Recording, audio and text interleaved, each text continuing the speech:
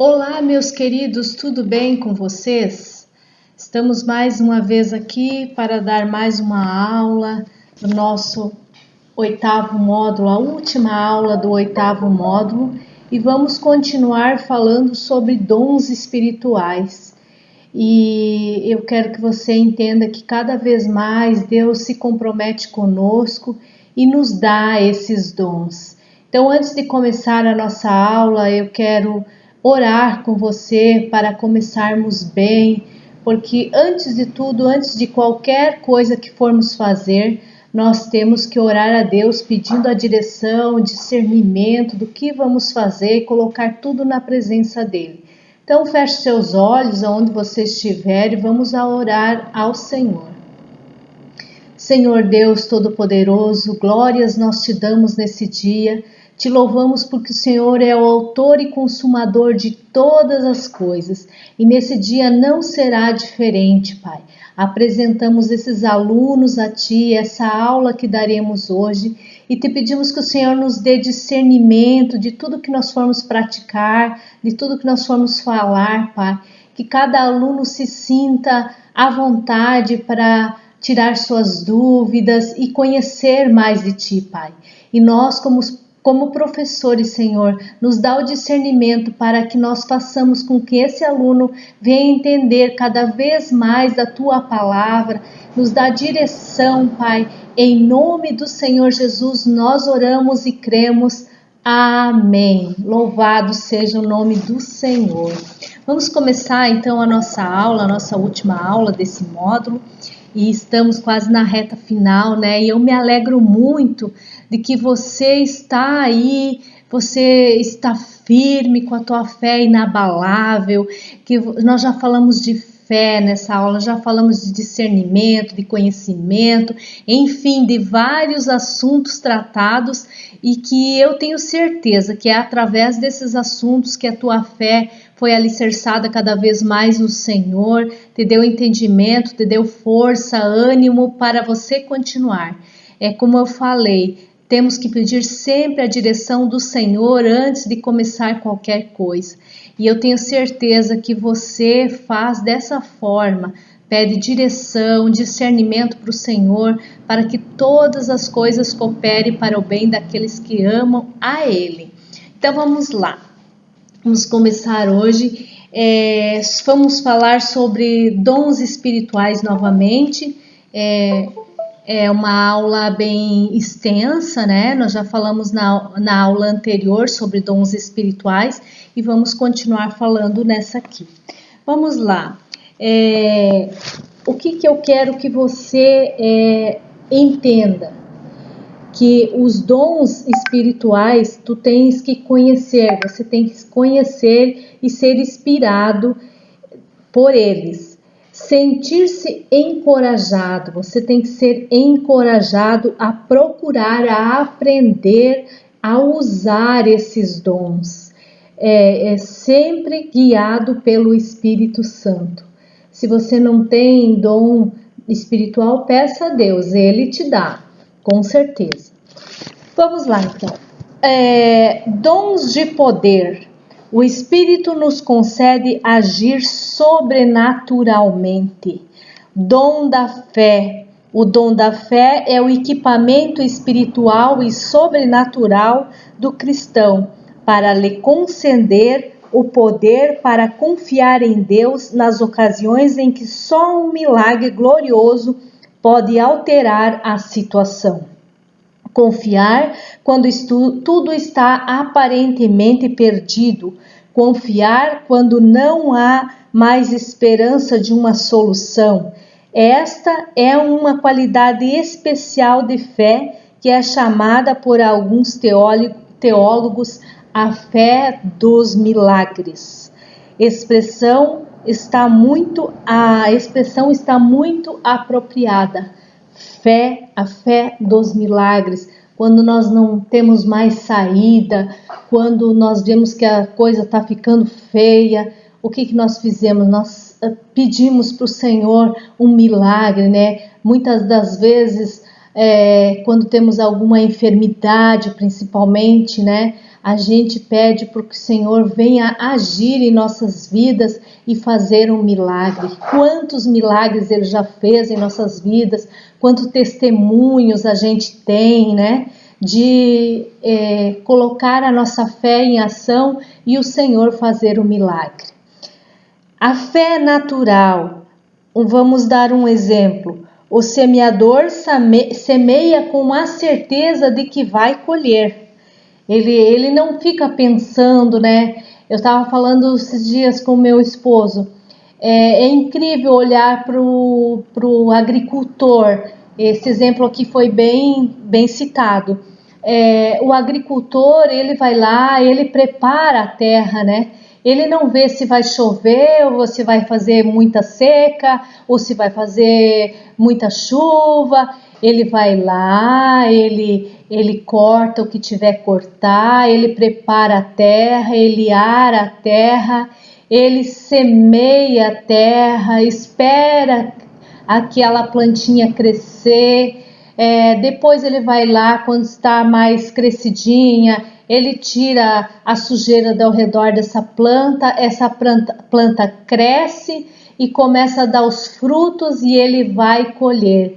Mas ele não olha para as adversidades do tempo, ele não olha para o que vai acontecer, ele tem a certeza que ele vai plantar e ele vai colher. Essa é uma fé natural. Agora vamos dar um exemplo de fé para a salvação, que está lá no livro de Efésios 2:8. Porque pela graça sois salvos mediante a fé, e isto não vem de nós, é um dom de Deus. Aí está um dom, né? Um dom de Deus. Responderam-lhes: crê no Senhor Jesus e serás salvo, tu e a tua casa. Então, quando nós oramos, nós não queremos saber se vai acontecer ou não. Nós cremos que seremos salvos, nós cremos ao Senhor Jesus e como está escrito aqui, crê no Senhor Jesus e será salvo tu e a tua casa. Nós só fazemos a nossa parte e nós cremos que Jesus vai fazer. Esta fé produz mudança na pessoa. Fé, fruto do Espírito Santo. Mas o fruto do Espírito Santo agora vamos falar dos frutos do Espírito Santo, que são amor, alegria, paz, longanimidade, benignidade, bondade, fidelidade, mansidão e domínio próprio.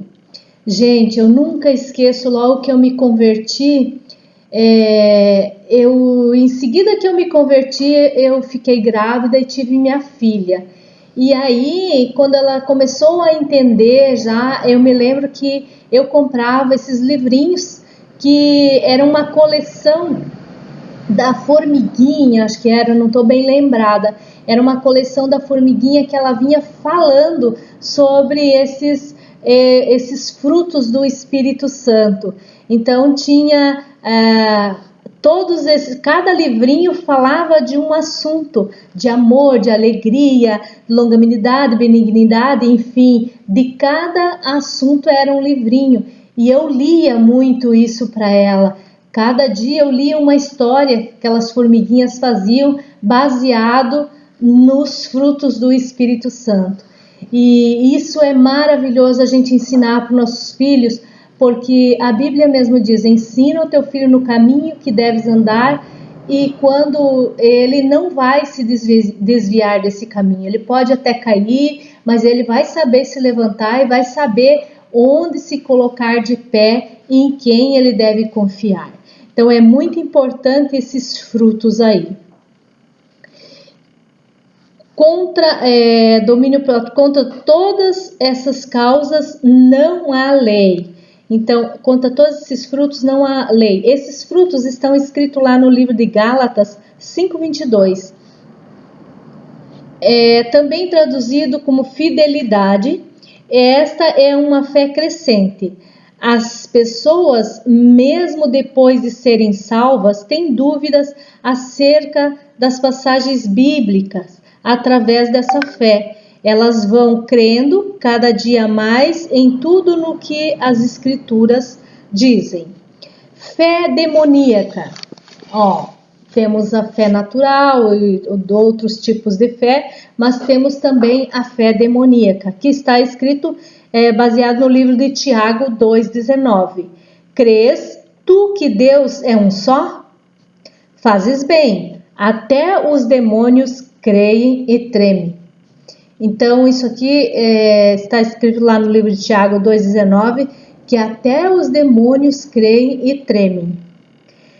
Não há ateus no inferno.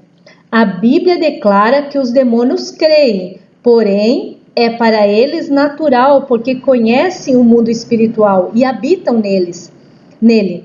E uma fé morna é sem importância, pois não produz nenhuma mudança nos demônios. A fé, dom do Espírito Santo. Há outro no mesmo Espírito, a fé. 1 Coríntios 12, 9. E a fé que libera o poder de Deus é o tipo de fé que permite Deus trabalhar para nós e não simplesmente através de nós. É a fé sobrenatural. Essa fé que nós deixamos Deus fazer, essa é a fé sobrenatural. Operação do dom de fé. Foi esta fé que operou no coração de Pedro quando ele e João subiram ao templo. Pedro, fitando-o juntamente com João, disse: olha para nós. Ele os olhava atentamente, esperando receber alguma coisa. Pedro, porém, lhe disse: não possuo nem prata nem ouro, mas o que eu tenho, isso te dou. Em nome de Jesus Cristo, o Nazareno, anda. E tomando-o pela mão direita, o levantou imediatamente, os seus pés e tornozelos se firmaram, de um salto se pôs de pé, passou a andar e entrou com eles no templo, saltando e louvando a Deus. Viu todo o povo andar e a louvar a Deus. Isso está escrito no livro de Atos 3, 4, 9. Aqui nessa passagem ocorreu uma cura milagrosa, né? Dessa pessoa que não andava. E o homem ele era coxo de nascença, ele já nasceu assim. E pela passagem diz que ele tinha mais ou menos uns 40 anos. E é humanamente impossível que esse homem fosse curado, humanamente, né?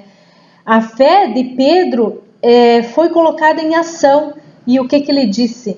Eu não tenho nada para te dar. Eu não posso fazer uma cirurgia e você sair andando, mas o que eu tenho te dou. O que ele tinha? Ele tinha Jesus. E ele disse: em nome de Jesus, o Nazareno, levanta e anda. E isso foi uma fé que foi operada um milagre ali. E a fé é a fé que faz o impossível acontecer.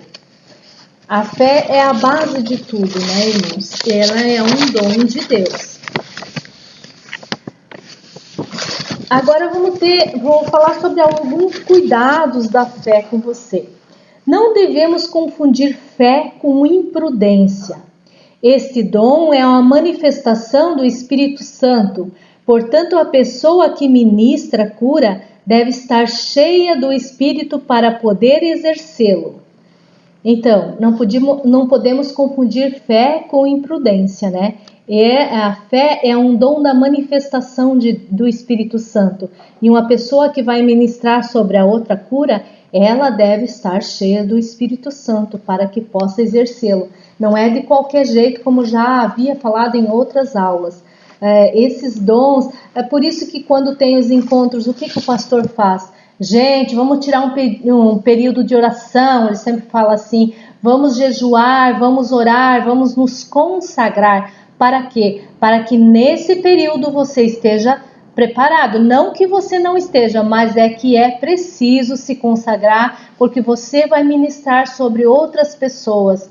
Então a pessoa precisa tirar tempo para estar em consagração, para estar em jejum, porque lá você não sabe o que vai acontecer. Vai operar curas, vai operar milagres e vai também ter a manifestação de demônios. Então vocês têm que estar preparados para o que vai acontecer nesse determinado encontro.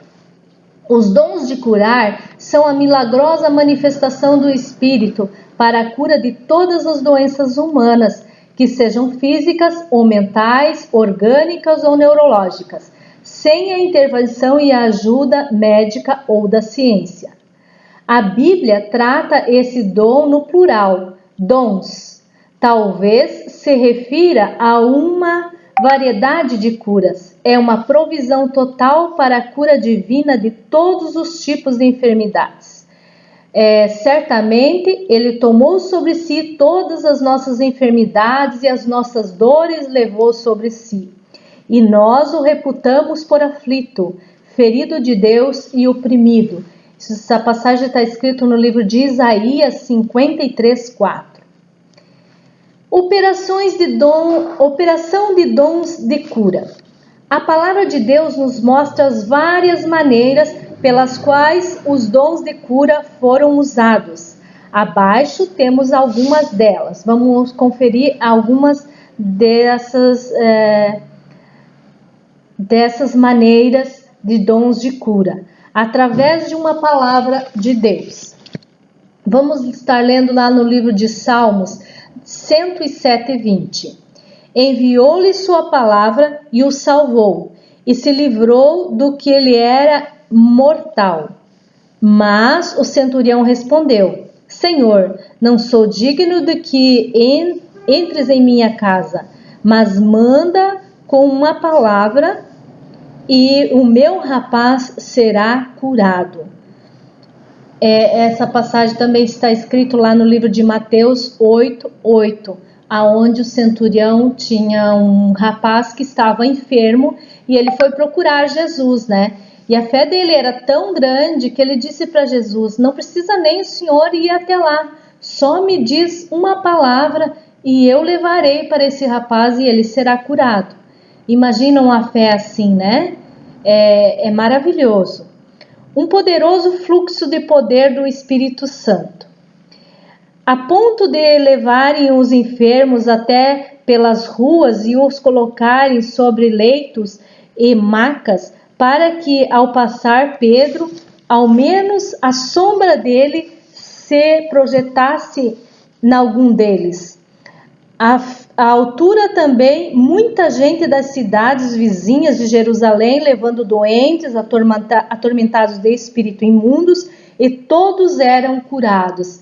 Essa passagem está escrita lá no livro de Atos 5:15. A Bíblia chega a falar que a sombra de Pedro curava. Imagina que poder, né? Mas esse poder, ele não é assim do dia para a noite, né? Que a pessoa vai ter. Ele precisa muito de estar consagrado, ele precisa estar perto de Jesus, ter intimidade com o Senhor para que isso aconteça. E aconteceu que certa mulher que havia 12 anos vinha sofrendo de uma hemorragia e de muita parecera a mão de vários, ela já tinha aparecido, né, na mão de vários médicos. Todos conhecem essa passagem da mulher do fluxo de sangue. Ela já tinha gastado tudo que ela tinha em médicos e não havia sido curada. E ela foi até Jesus e pediu, né, que só se ela tocasse na orla do vestido de Jesus, ela seria curada. Então ela disse: apenas se eu lhe tocar as vestes ficarei curada. E logo se estancou aquela hemorragia e sentiu no corpo estar curada e sem flagelo. Jesus comentando imediatamente que dele saiu virtude, que dele saiu poder, porque alguém tinha lhe tocado. E perguntou: quem me tocou nas vestes? Essa passagem está escrita em Marcos 25:30. Agora vamos falar sobre a imposição de mãos. A Bíblia fala no livro de Mateus 16:18: apegarão em serpentes, e se alguma coisa mortífera beberem, não lhes fará mal. Se impuserem as mãos sobre os enfermos, eles ficarão curados. Então Ananias foi e, entrando na casa, impôs sobre ele as mãos, dizendo: Saulo, irmão, o Senhor me enviou a saber, o próprio Jesus, que te apareceu no caminho por onde vinhas, para que recuperes a vista e fiques cheio do Espírito Santo. Essa passagem está escrita no livro de Atos 9:17, né? Onde que Ananias, ele foi até Saulo, que depois foi chamado de Paulo, né? Que ele estava cego e Deus mandou Ananias até lá para que orasse, impusesse as mãos sobre Saulo e ele ficasse curado e fosse cheio do Espírito Santo. Agora vamos falar sobre um toque acompanhado de repreensão da enfermidade. Lá no livro de Lucas 4, 38, 39. Deixando ele a sinagoga, foi para a casa de Simão. Ora, a sogra de Simão achava-se enferma, com febre muito alta, rogava-lhe por ela.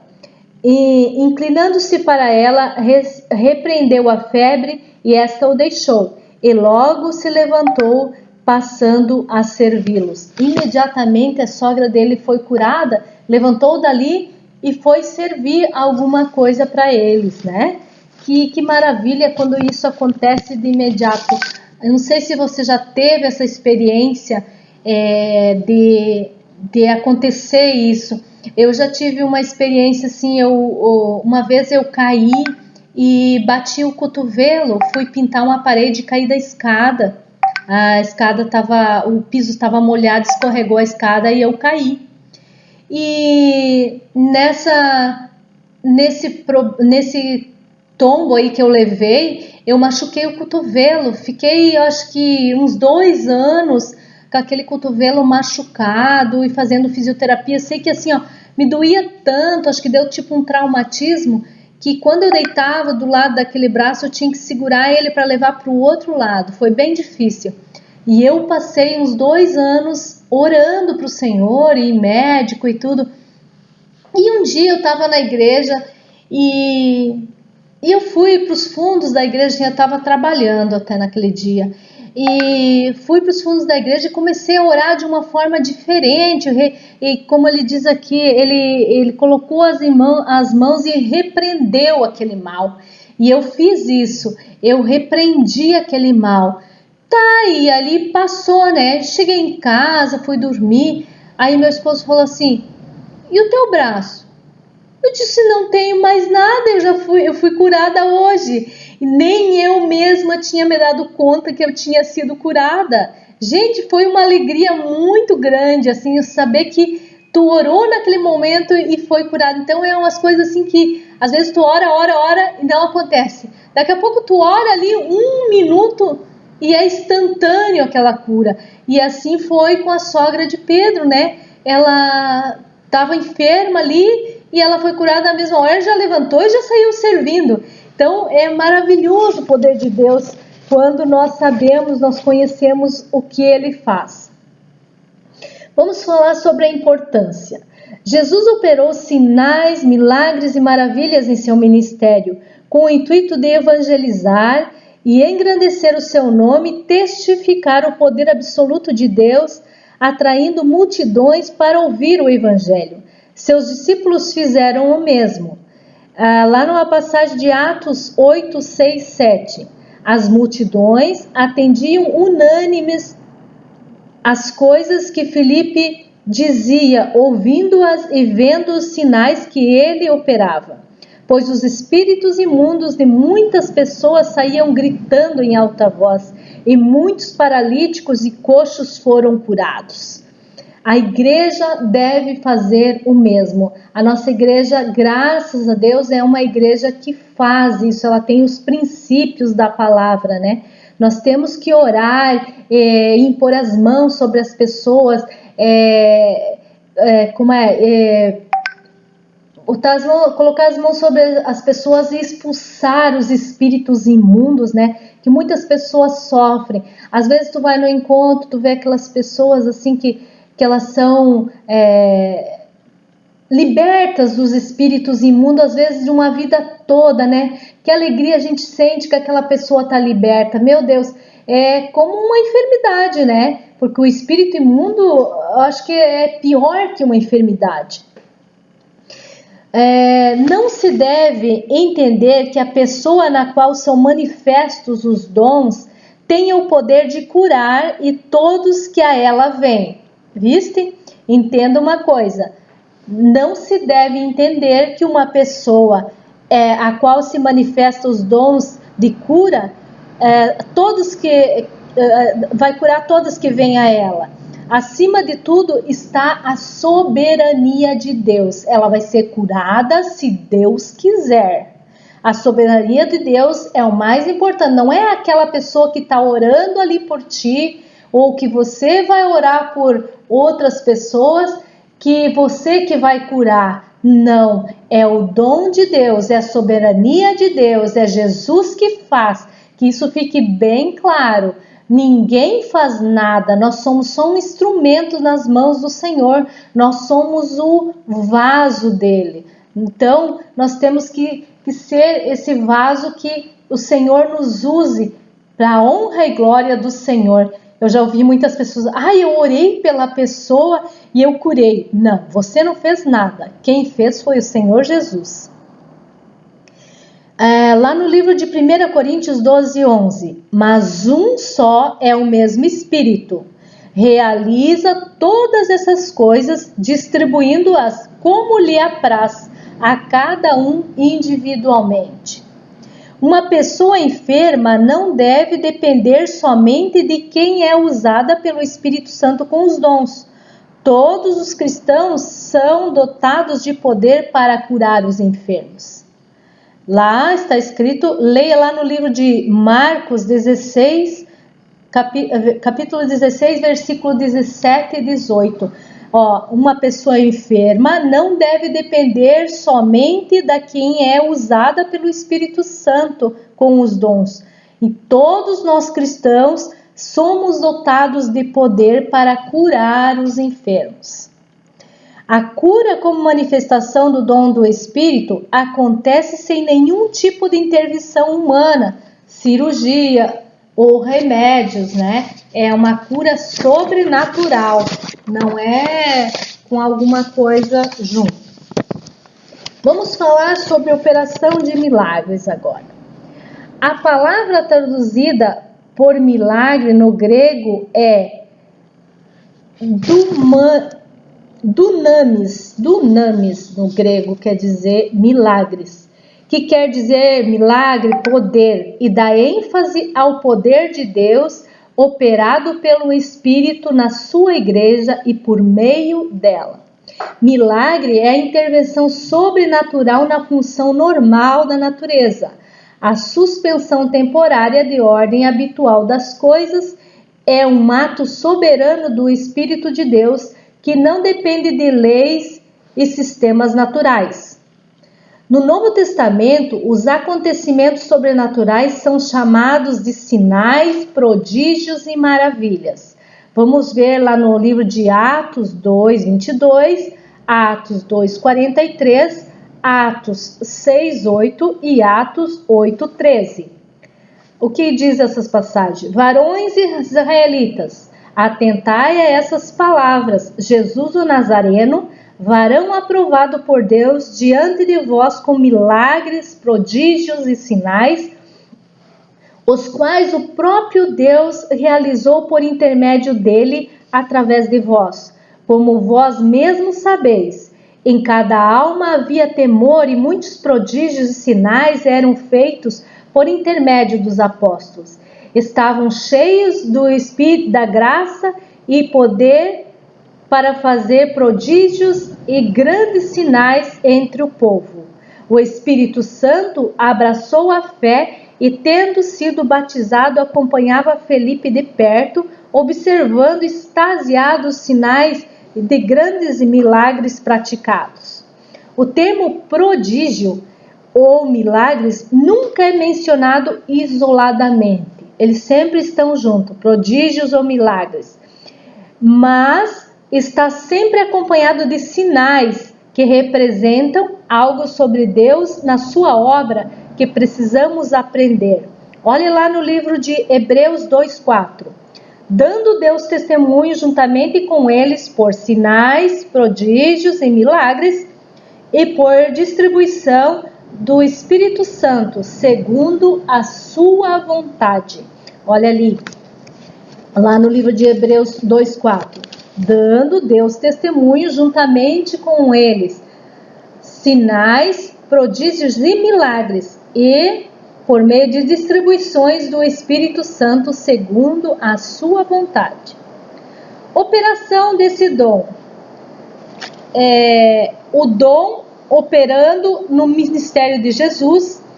Agora eu vou citar vou dar algumas citações que estão nas escrituras. Se você quiser meditar, dá uma olhadinha lá, o que é essas passagens, porque senão se eu vou ler tudo, a nossa aula vai ficar muito extensa. Então dom operando no ministério, o dom operando no ministério de Cristo. A primeira passagem fica em João 6, 11, 13, que fala sobre a multiplicação do pão e dos peixes.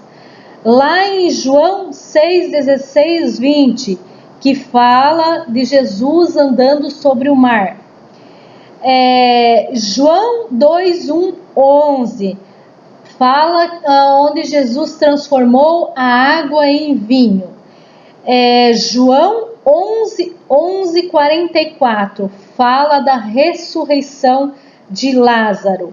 Isso tudo fala sobre o dom operando no ministério de Cristo, de Jesus, né? Agora vamos falar sobre o dom operando através dos discípulos. Ali em cima as passagens falando do dom operando no ministério de Jesus. Aqui é o dom operando através dos discípulos. Lá em Atos 2,43 está escrito. Sobre os sinais de prodígios está escrito em Atos 5, 12 e 15. A liberação de Pedro na prisão está escrito em Atos 12, 3, 11. A cura de um coxo através de Paulo está escrito no livro de Atos 14, 9, 10. Então essas passagens você pode estar vendo lá nas escrituras e meditando um pouquinho. A cura de uma enfermidade ou expulsão de demônios pode ser atribuída à operação de milagres. Eu vou citar as passagens de Atos para você. Nesse livro de Atos é maravilhoso e fala muito sobre isso. Atos 19, 11 até o 12 ou 5, Atos 5, 15 ao 16. O que quer dizer milagre? A palavra milagre, derivada do latim, que quer dizer miraculum, nesse sentido se aplica a qualquer acontecimento maravilhoso, mas na Bíblia usa-se em sentido restrito, significando um ato de Deus operando com seu poder. Diversas palavras em hebraico. Mopnestes, não sei se ele é certo, mopnestes,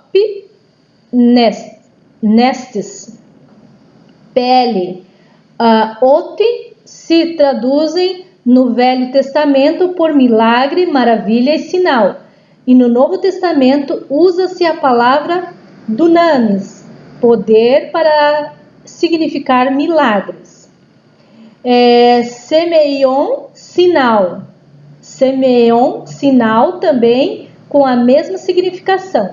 Os milagres de Jesus são também descritos por erga, obras, e terata, prodígios. Então, aqui erga quer dizer obras e terata, prodígios. Dons de inspiração. O Espírito nos concede falar sobrenaturalmente. Profecia. Profetizar é falar por outro. Que nem você vai ao culto, né? O pastor diz, levante a mão que eu vou profetizar sobre a tua vida. É falar por outro, falar por você. Nosso Deus é um Deus que fala e Ele nos faz semelhantemente a si mesmo também na fala. Está escrito em 1 Coríntios 12:2. O apóstolo Paulo diz que antes de nos convertermos, nós nos deixamos conduzir por ídolos mudos. Deus nos fala através da sua palavra, a principal forma e mediante a qual julgamos todas as outras, mas também de forma pessoal através de profecias. O Espírito de Deus move pessoas a falar da parte de Deus e Ele também nos fala através de sonhos e visões. Você já sonhou com alguma coisa espiritual? Você já teve uma visão? Eu acredito que sim, né? Porque quando nós aceitamos a Cristo, Deus nos concede essas visões, esses sonhos. Às vezes é um sonho para que nós venhamos orar por uma pessoa, é um sonho que nós venhamos a repreender o mal, uma enfermidade, um acidente. As visões para que nós venhamos se colocar no mundo espiritual e ajudar alguém, né? Então isso aí é muito importante. O Luciano Subirá, ele fala isso, que Deus fala através da sua palavra, e a principal forma é mediante a qual julgamos todas as outras, mas também de forma pessoal e através das profecias. Essas são palavras do Luciano Subirá. Ele é um pregador muito, muito, muito bom. Assim, se você tiver oportunidade, vai lá no YouTube, coloca Luciano Subirá e lá vai estar as pregações dele. Eu gosto muito e assim tem me ajudado bastante as pregações dele. Pregações assim de ânimo, afinal, de tudo que diz na palavra, né? Podemos entender que Deus não apenas quer falar conosco, mas que também quer nos curar para falar com os outros. Nos usar para falar com os outros. Tão importante quanto entender que Deus nos fala e deixa ser usado por Ele, para que Ele fale aos irmãos. Veja lá na passagem de Juízes 2, 28 e 29. E acontecerá depois que derramarei o meu espírito sobre toda a carne. Vossos filhos e vossas filhas profetizarão, vossos velhos sonharão e vossos jovens terão visões. Até sobre os servos e sobre as servas derramarei meu espírito naqueles dias. Que passagem maravilhosa, né? Que ele fala que acontecerá que derramará o seu espírito sobre toda a carne. E os nossos filhos, as nossas filhas, elas profetizarão. E os nossos velhos, eles sonharão. E os nossos jovens terão visões. Isso é uma promessa de Deus, são palavras do Senhor que nós temos que exercer em nossas vidas. Segui o amor e procurai com zelo os dons espirituais, mas principalmente o de profetizar. Isso está escrito em 1 Coríntios 14:1. Ele diz que nós temos que procurar os dons espirituais, mas principalmente de profetizar. Profetizar sobre a vida do teu irmão, sobre a vida da tua família, sobre a tua vida, né? Que Deus vai fazer. As palavras dos versículos acima nos falam da importância de Deus dar o dom de profecia. Ele deseja que todos nós profetizemos. Ele deseja falar conosco particularmente e deseja nos usar para falar aos outros.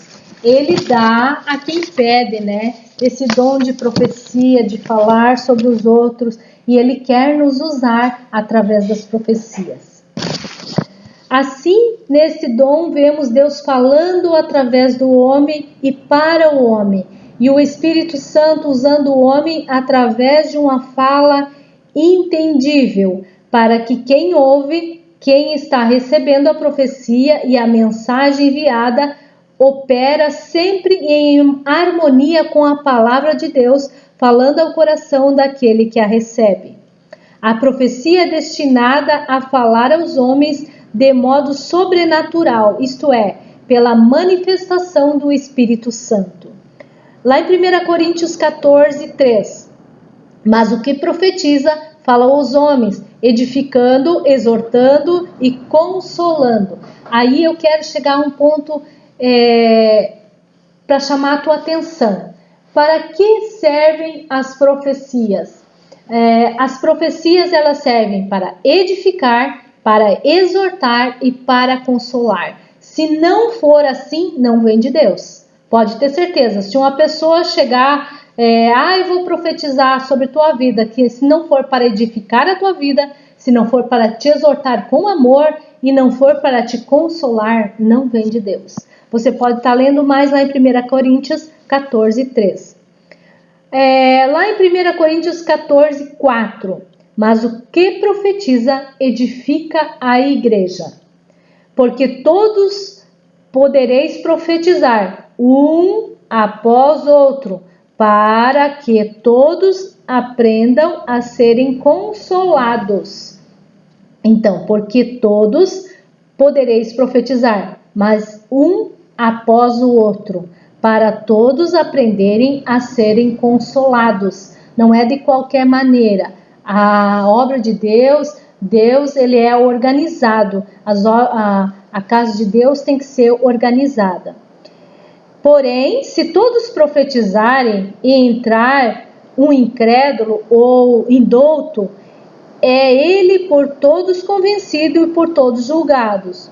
Tornam-se manifestos os segredos do coração e assim prostrando-se com a face em terra, adorará a Deus, testemunhando que Deus está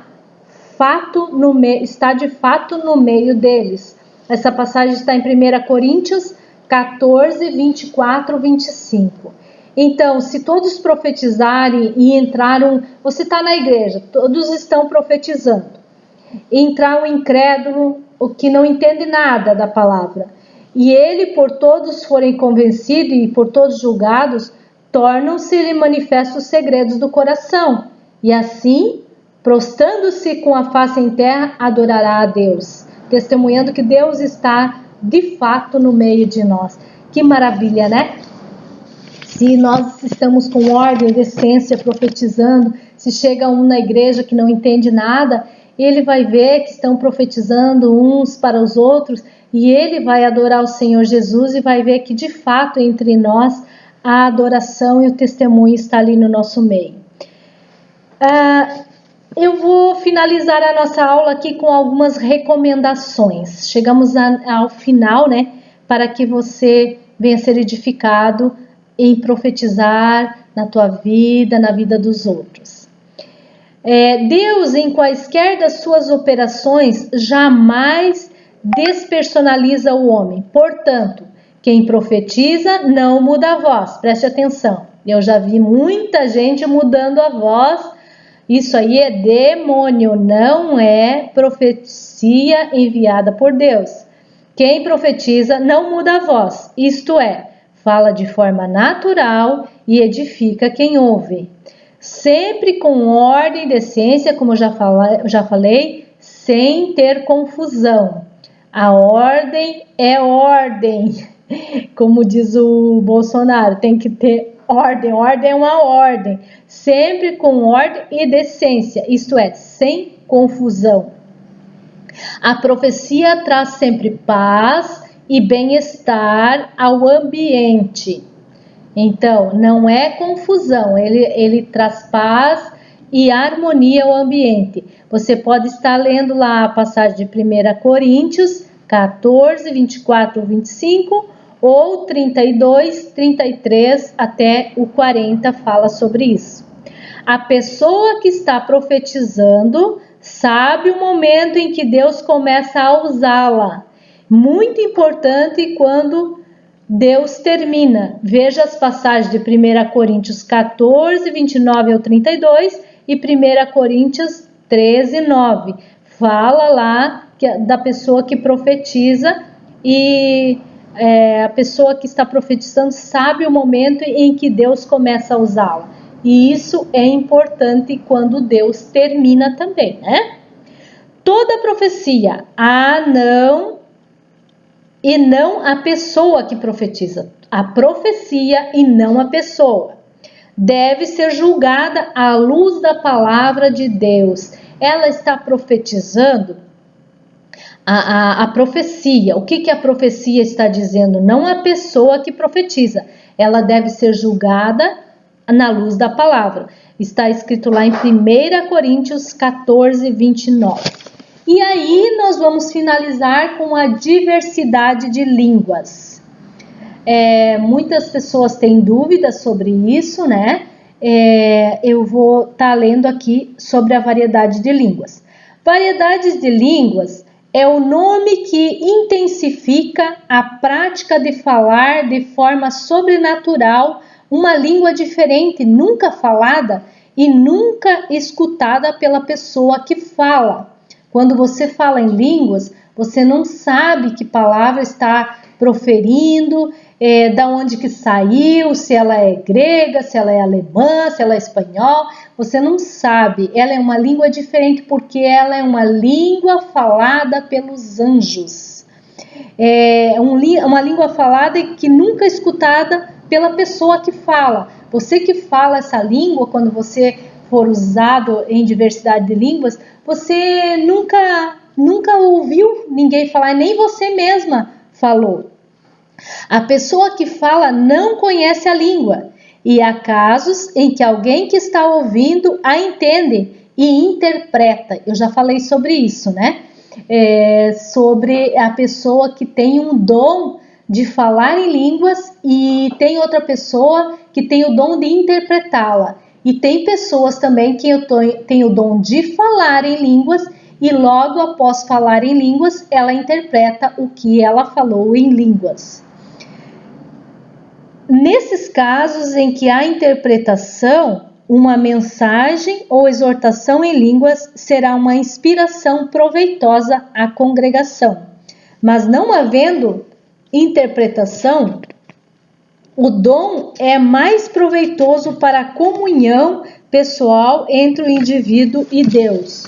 Pois quem fala em outra língua não fala aos homens, senão a Deus. Ela não está... quem fala em línguas estranhas, variedades de língua, ela não está falando a pessoas, ela está falando a Deus, visto que ninguém o entende, por isso que ninguém entende, e em espírito fala mistérios. Às vezes tu vê a pessoa assim, aquela pessoa falou em mistérios, porque ele fala a língua dos anjos, então ele fala com o Senhor, é só o Senhor que sabe. O que fala em outra língua, a si mesmo se edifica. A gente se edifica a nós mesmos. Quando nós estamos, por exemplo, num culto ou no encontro que nós falamos em outras línguas, nós estamos se edificando a nós mesmos, a nossa pessoa com Deus. Nós estamos falando nós com Deus, eu e Deus. Não tem outra, não é para outra pessoa e nem para ninguém. Nós estamos edificando a nós mesmos. Mas o que profetiza edifica a igreja. O que fala, o que outra pessoa está entendendo, edifica a igreja. A profecia edifica a igreja. E a língua estranha edifica-se a si mesmo. Você pode estar vendo lá no livro de Coríntios 4, 2 e 4. 14, 2 e 4. Quando alguém está falando em línguas, sua mente, seu intelecto e seu poder de compreensão permanecem infrutíferos. Isto é, não pensa no que vai dizer, e isso não é o mesmo que ficar fora de si ou em transe. Não pense que aquela pessoa que está falando em outras línguas, ela está fora de si, ela está em transe. Não, ela sabe quando deve começar e quando deve parar. O crente tem plena consciência, olha aí, de onde está e o que está acontecendo ao seu redor. Lembrará de tudo mais tarde. Gordon Shaw, no seu livro Dons do Espírito, um livro bom aí do Gordon Shaw, Dons do Espírito, o nome do livro, escreve que este dom serve para a conservação entre o espírito do homem e Deus. uma comunhão acima da linguagem do entendimento humano que não se entende por meio da mente humana, nem de quem fala, nem de quem ouve, no culto público mencionado em 1 Coríntios 14, e é enfatizado o dom de profecia. Lá vamos citar de novo, 1 Coríntios 14, 3, mas o que profetiza fala aos homens, edificando, consolando e exortando. Não porque um dom é mais importante que o outro, mas para que toda a igreja seja abençoada. Gordon Shaw é um pastor, olha só, ele é um pastor presbiteriano no Brasil e perito em línguas bíblicas. Lê e traduz em 12 idiomas, nascido em 14 de maio de 1938, em Halle, na Inglaterra. Estudou divindade em Westminster e realizou estudos avançados em hebraico e grego na legendária Universidade de Cambridge. Veio para o Brasil em 1963 e congrega atualmente na Assembleia de Deus, Ministério Belém, da cidade de Jundiaí. Em 1970, publicou seu livro Dons do Espírito. Esse livro é muito bom, se você quiser ler, eu te recomendo. Agora vamos estar finalizando mesmo a nossa aula, né? A nossa finalização foi um pouquinho extensa. Em reuniões públicas, uma mensagem precisa ser falada com disciplina, deve ser interpretada e julgada pelos irmãos mais maduros na fé para que haja edificação na igreja. Não confundir o dom de variedades de língua com o batismo no Espírito Santo. Embora para muitos o falar em línguas evidencia a ocorrência desse batismo. O termo grego usado, gene glosson, significa literalmente variedades de línguas, não deixando dúvidas da existência de novas línguas. Em 1 Coríntios 13:1, fala-se de línguas dos homens e dos anjos, que eu falei antes. Sobre língua dos anjos, sabemos que é a que fala com Deus. Ninguém o entende e o Espírito fala em mistério, como já tinha falado, né? Lá em 1 Coríntios 14:2. É nesta língua que muitas vezes devemos orar e interceder, pois o Senhor entenderá o nosso louvor e o clamor, e ninguém mais, nem homens, nem demônios. É uma proteção espiritual para nós. Então, se você não tem esse dom, peça a Deus. Interpretação de línguas. Quem interpreta as línguas? A palavra aqui traduzida por interpretação não tem nada a ver com tradução. No sentido humano, a palavra interpretação é tão milagrosa quanto a própria língua. Isso significa que ninguém que fala em línguas pelo Espírito deve procurar decifrá-la com a mente, portanto, somente o autor das línguas, ou seja, o próprio Espírito Santo pode fazê-lo, como já te expliquei, né? Lembrete, no caso da língua da mensagem ser conhecida pelos ouvintes, conforme ocorreu em Atos 2:5, 12, obviamente não há necessidade de interpretação. Pelo que o que fala em outras línguas deve orar para que a pessoa interprete. No caso de alguém falar em outra língua que não seja mais que 2 ou quanto muito 3, isto sucessivamente, e haja quem interprete. Operação desse dom. A interpretação de línguas não é uma tradução literal, palavra por palavra do que foi falado, mas principalmente uma explanação do significado do que foi falado. A interpretação não necessita ser exatamente no mesmo tamanho ou levar o mesmo tempo das palavras proferidas do que falar em línguas. Por exemplo, a pessoa falou lá em línguas, vem a outra que interpreta e diz, isso Deus falou que quer que você faça tal coisa. Não quer dizer que todas as palavras que ela falou tem que ser, a palavra que ela falou é esse significado. Não, ele vai falar uma palavra e ela vai só te dizer, ele quer dizer isso. Para que haja ordem no culto, é necessário que apenas um por vez fale em línguas e que haja intérprete. Se não houver, o que fala em línguas deve se calar e depois, particularmente, poderá falar em línguas consigo mesmo, edificando a si mesmo e com Deus. Deverá pedir a Deus que lhe dê também a capacidade de interpretar essas línguas. A interpretação não é conhecida na mente humana.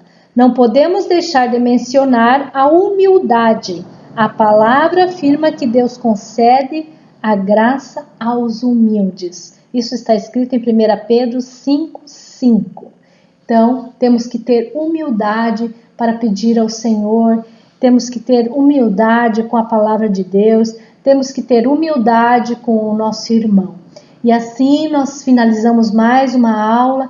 Eu espero que tenha sido edificante para você e que você tenha conseguido aproveitar e que você tenha conseguido entender.